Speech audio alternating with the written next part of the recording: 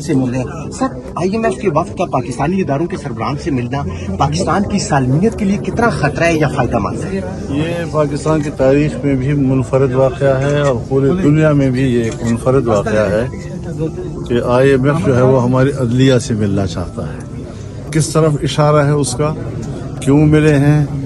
لگتا یہ ہے کہ بہترین معیشت کا تعلق جو ہے وہ عدل و انصاف کے ساتھ ہے اور ان کو ہمارے عدل انصاف پر تحفظات ہیں، شاید اس وجہ سے ملے ہیں. مولانا صاحب، ایک طرف پاکستان تحریک انصاف آپ کے ساتھ مذاکرات کا بات سلسلہ جاری رکھے، دوسری طرف جو ہے وہ آرمی چیف کو خط لکھ رہی ہے، مذاکرات کر رہی ہے حکومت کے ساتھ، تو آپ کا اس حوالے سے کوئی سوال نہیں ہے کہ یا ادھر یا یہاں پر پہلے بھی اس طرح خبریں آئی ہیں؟ کچھ سوالات آپ بھی ان سے کریں نا، سارے سوالوں کا میں جواب دیتا ہوں. صاحب، کل اپوزیشن جماعتوں کا اجلاس ہوا ہے، اس کے بارے میں آپ کیا فرماتے ہیں کہ اگلا لائحہ عمل کیا ہے اپوزیشن جماعتوں کا؟ ابھی تو فی الحال محمود خان نے کھانے کی دعوت دی تھی، کھانے پہ گئے تھے، اور ظاہر جو بیٹھتے ہیں تو پھر بہت سی چیزیں ڈسکشن بھی ہوتی ہے، بات چیت بھی چلتی رہتی ہے، لیکن اس کے لیے ابھی یہ سلسلہ جاری رہتا ہے. ناگزیر ہو، قومی ضرورت ہو، ملکی ضرورت ہو تو وہ تو چلتی رہتی ہیں، پہلے بھی ہوئی ہے اور اگر آئندہ بھی ایسی کوئی ضرورت پڑتی ہے. لیکن ویسے ہمارا کوئی شیڈول ان کے ساتھ ملاقات کرنے کا نہیں ہے، نہ ان کی سرکاری تقریبات میں شرکت کر کے کوئی ہمارا شیڈول ہے. ہاں، یہ اور بات ہے کہ اگر کوئی ایسا مسئلہ سامنے آ جائے کہ جس پر بات کرنا ناگزیر ہو تو یہ الگ بات ہے. مولانا صاحب، بعض ججز جو ہے تحفظات کا اظہار کر رہے ہیں مختلف عدالتی نظام پر، اور جو جوڈیشل کمیشن ہے اور اس کے حوالے سے بائیکاٹ کر رہے ہیں. ان حوالوں سے آپ عدالتی نظام کے حوالے سے کیا کہیں؟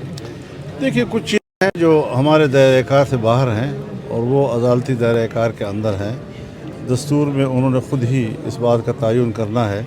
لیکن ایک بات بڑی وضاحت کے ساتھ کہہ دینا چاہتا ہوں، 26ویں ترمیم پارلیمنٹ کی ہے اور یہ پہلے بھی ہوا کہ ججوں کی قرری میں پارلیمانی کردار تھا، پھر نکالا گیا. اب ہمارا بھی آئین کے ایک شق کے تحت پارلیمانی کردار اس میں آیا ہے. ہر چیز جب اس کا آغاز ہوتا ہے اس میں کچھ بے اعتدالیاں اس میں آتی ہیں.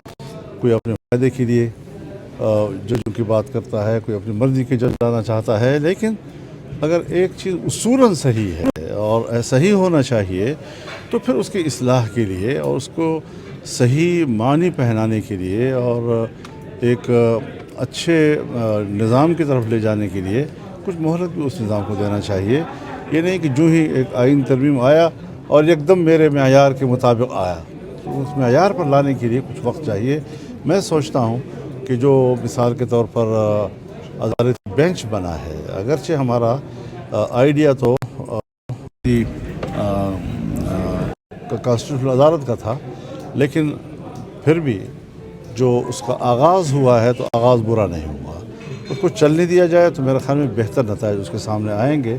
اور یہ کہ میرے فائدے اور میرے مخالف تو یہ اس کو ابتدا میں ہوتا ہی رہتا ہے. مولانا صاحب، یہ جو شہباز شریف صاحب سے ملاقات ہوئی ہے، کیا مدارس کی رجسٹریشن کے حوالے سے جو صوبائی حکومتوں کو انہوں نے کوئی انسٹرکشن دے دیا ہے، اس حوالے سے کوئی بات چیت ہوئی تھی؟ بات چیت ضرور ہوئی ہے، لیکن ان کی طرف سے کوئی ایسی یقین دہانی نہیں ہو رہی تھی کہ ہم سمجھیں کہ واقعی ہدایات دے رہے ہیں یا ان سے بات کر رہے ہیں.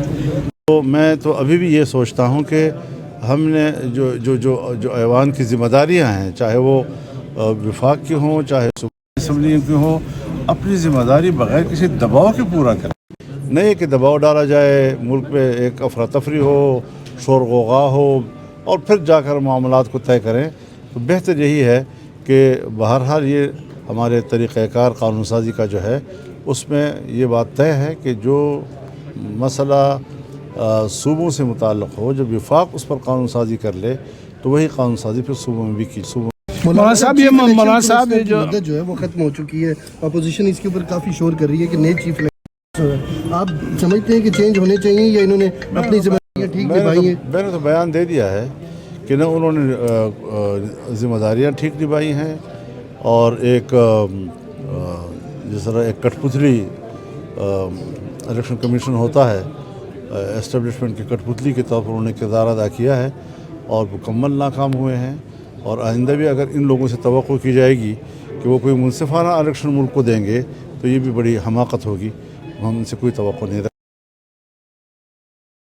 भाई साहब, ये जो इमरान खान साहब जो चीफ ऑफ आर्मी स्टाफ के साथ उन्होंने खतबाजी कर रखी है, इसके बारे में आप क्या समझते इसके लिए वो खुद जवाब दे हैं, मैं क्या जवाब दूंगा उनकी। मौलाना साहब ये सवाल ये गवर्नर पंजाब ने ये कहा है कि ये मौजूदा हुकूमत अमन की पैदावार है, उन्होंने भी आपके मौक़िफ़ की तायद की है। सर ये हुकूमत के लिए कितना बड़ा चार्जशीट है शहबाज शरीफ के लिए? सर हज़रत ये एक सियासी मसला है जिस पर हमारा अपना एक वाज़े है, बार बार उसकी तकरार की क्या ज़रूरत है।